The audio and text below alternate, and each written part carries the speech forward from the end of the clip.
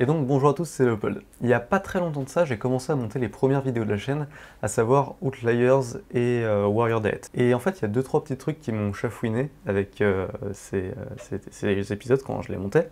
La première, c'est que j'avais pas l'air très à l'aise face à la caméra. La deuxième, c'est que j'avais pas l'air très naturel face à la caméra.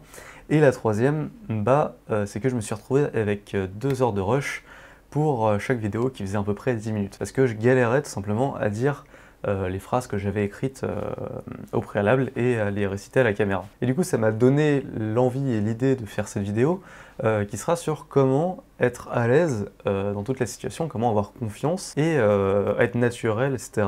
Dans toutes les situations. Parce que il y a des raisons à ça. Et ça, c'est un problème qui peut s'appliquer pour quand on fait une chaîne YouTube, mais qui peut aussi s'appliquer dans la vie de tous les jours, quand on parle à des nouvelles personnes, quand on veut s'intégrer à un groupe, etc.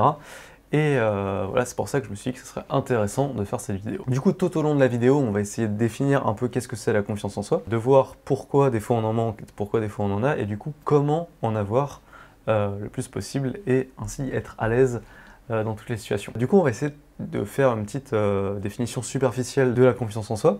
La confiance en soi, c'est quoi? En fait, la confiance en soi, il faut le voir au sens très littéral, c'est la confiance que notre esprit et notre corps allouent à notre esprit et notre corps. Ouais, comme ça peut paraître un peu compliqué, mais en fait, c'est assez simple.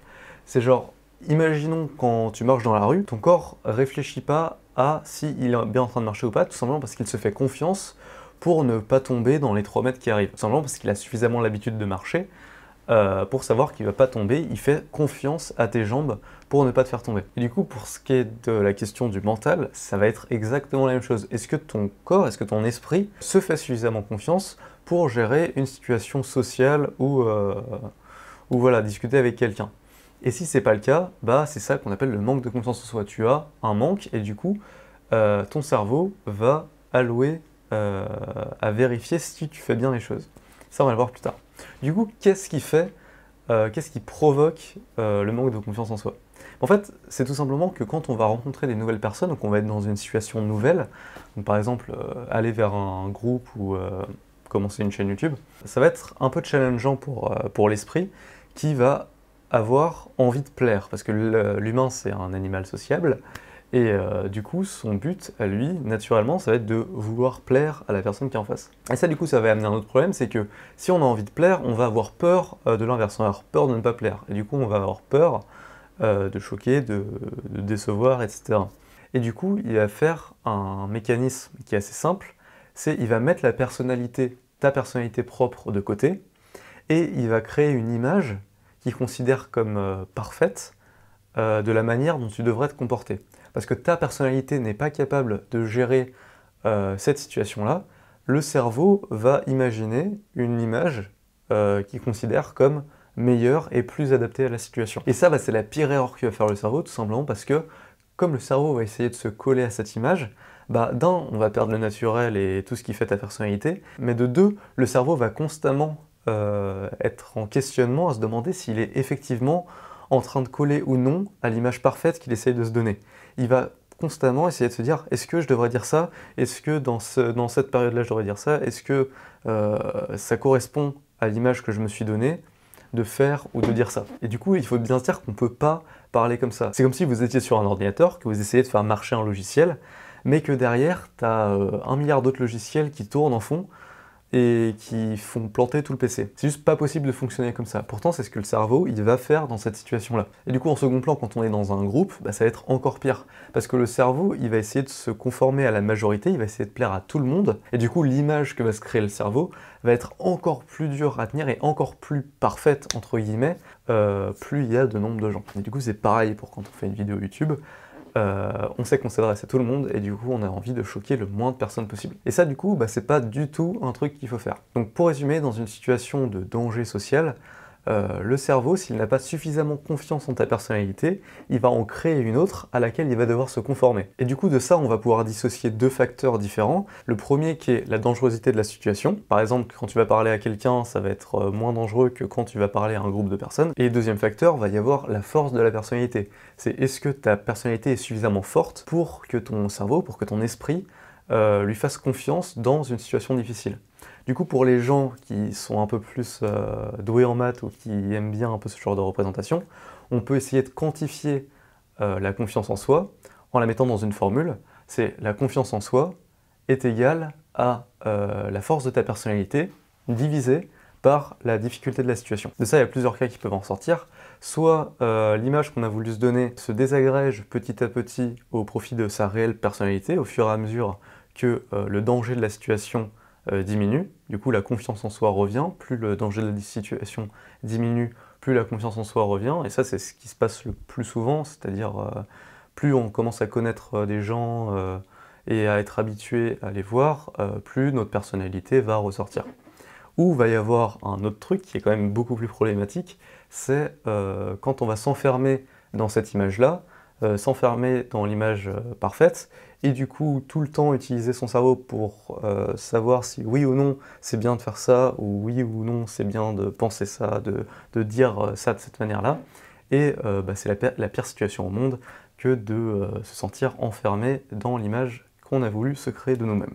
Du coup, c'est quoi la solution miracle pour se sentir bien, pour être à l'aise partout? Eh ben, on ressort notre ancienne formule qui est la confiance en soi, c'est la force de sa personnalité sur le sentiment de danger, la dangerosité de la situation. Du coup, ça va nous donner deux facteurs à changer.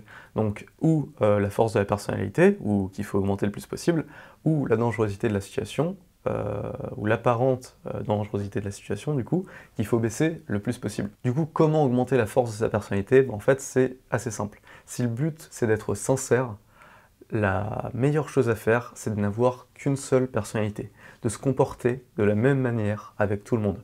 Que ce soit quand tu es avec tes potes, que ce soit quand tu es avec ton patron, que ce soit quand tu es avec ta petite amie ou des gens que tu connais pas, il faut que tu te comportes exactement de la même manière. Tout simplement parce que ça te permettra de ne plus douter sur ta manière de te comporter. Le cerveau, il va automatiquement créer des manières de se comporter en fonction des gens qu'il va rencontrer, et c'est quelque chose d'assez mauvais, c'est ce que font la plupart des gens. Et du coup, ce qui fait que quand il va se retrouver avec des gens qu'il connaît pas, il ne sait pas trop de quelle manière se comporter pour réussir à plaire tout simplement. Alors que la solution, si le but, encore une fois, c'est d'être sincère, c'est de se comporter de la même manière avec tout le monde.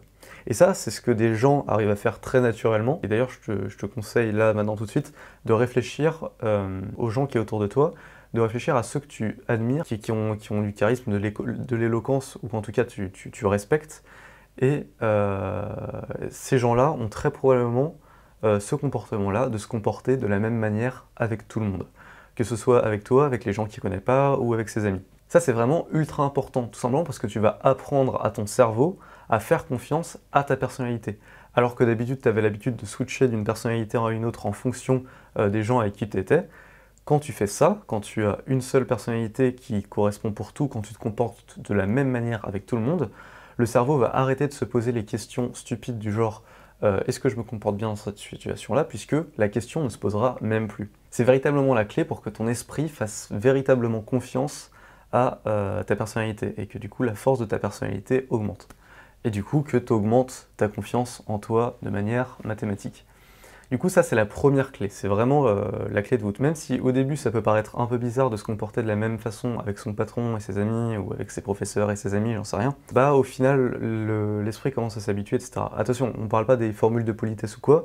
Quand tu vas parler, je sais pas, au président, tu vas lui dire monsieur, mais tu vas te comporter de la même manière avec lui qu'avec quelqu'un d'autre. Et du coup, le deuxième facteur dont on a parlé, c'est la dangerosité de la situation. Ou en tout cas, l'apparente dangerosité de la situation. Le fait que quand le cerveau est face à cette situation-là, il le considère comme étant dangereux. Le meilleur moyen d'expliquer ça, par exemple, c'est quand tu es plus jeune, tu as tendance à être plus timide et tu vas avoir du mal à parler, je sais pas, à des gens que tu connais pas. Mais petit à petit, tu vas avoir de plus en plus de facilité à venir vers les gens. Bah là, c'est exactement la même chose. C'est quand tu vas te mettre le plus souvent possible dans une situation qui d'habitude te fait perdre ta confiance en toi. Donc typiquement, parler devant beaucoup de gens, aller voir quelqu'un pour qu'il t'ait de l'assurance, ou je sais pas, par exemple, faire une vidéo sur YouTube. En s'habituant à y aller le plus souvent possible, toujours en ayant cette personnalité une et indivisible qui ne bouge pas, et ben tout simplement le cerveau va s'habituer à cette situation-là, et va arrêter de stresser pour, et du coup faire plus confiance à ta réelle personnalité que à l'image qu'il a envie de se donner. D'ailleurs, si vous voulez savoir pourquoi les gens ont l'air d'avoir beaucoup plus confiance en eux quand ils boivent, c'est tout simplement parce que l'alcool, c'est pas en soi un liquide qui va augmenter la confiance en soi de manière basique. Non, en fait, l'alcool, c'est un liquide qui va tout simplement baisser l'apparente dangerosité de la situation. Ce qui fait que la peur sociale qu'il avait, donc la peur d'être jugé ou quoi que ce soit, bah, va descendre au plus bas, elle va descendre, mettons, jusqu'à 1, et que du coup, tout ce qui va rester, c'est la force de personnalité de la personne, et donc la réelle personnalité de la personne. Donc quand on voit quelqu'un qui a bu, en fait, c'est la réelle personnalité de la personne qui nous est montrée. Et ça peut donner des trucs positifs comme des trucs négatifs. Merci à toi d'avoir regardé la vidéo, j'espère qu'elle t'a plu. Donc c'est un nouveau format que j'aime bien aimer faire, que c'était cool. En gros, je résume pas spécialement un livre, je fais juste une réflexion globale sur un truc. Je résume pas de livre parce que en soi, il n'y a pas un livre dans lequel ce que j'ai dit est marqué spécifiquement. Ça doit être la source de plusieurs trucs que j'ai lus, etc.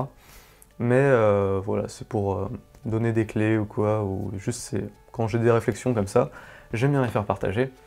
Et oui, j'ai pas spécialement de texte écrit non plus, voilà, c'était pour illustrer un peu ce que j'ai dit dans cette vidéo. Le but c'est de s'entraîner à être naturel même dans des situations qui poussent pas forcément. Donc voilà, j'ai bien aimé faire ce format, et du coup je vous retrouve dans d'autres vidéos. Si t'as aimé, mets un j'aime, abonne-toi et mets la cloche pour ne pas rater les prochaines vidéos qui arrivent très bientôt et qui seront très très bien, je te le promets. Voilà, et sur ce je te dis à plus.